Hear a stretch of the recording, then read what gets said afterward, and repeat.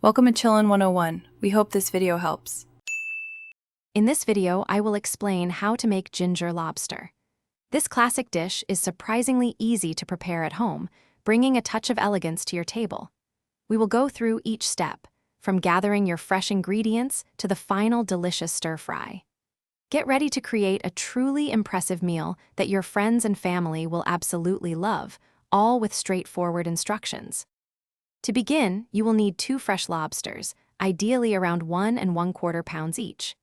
Essential aromatics include a 2-inch knob of ginger, peeled and sliced into matchsticks, and a small bunch of scallions, cut into 2-inch pieces. For the sauce, combine 1/4 cup of Shay-Oxing wine, 1 tablespoon of soy sauce, and 1/2 cup of chicken stock, thickened with 1 tablespoon of cornstarch.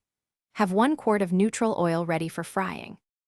First, prepare your lobsters by twisting off the tails and claws, then cutting the meat into bite-sized chunks.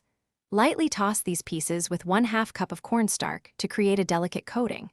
Heat 1 quart of oil in a wok to 375 degrees Fahrenheit. Carefully flash fry the lobster pieces in batches for about 1 1/2 minutes until golden and crisp. Drain them well. Next, remove most of the oil, leaving about 1 tablespoon, and stir-fry the ginger and scallions for 1 minute until fragrant. Now, return the flash-fried lobster to the wok with the fragrant ginger and scallions. Give your premix sauce a quick stir, as the cornstarch may have settled, then pour it over the lobster. Cook, stirring constantly, for about 1 minute until the sauce bubbles and beautifully coats all the lobster and vegetables. Immediately transfer your ginger lobster to a serving platter. This dish is best enjoyed fresh and hot, so serve it right away for an unforgettable culinary experience.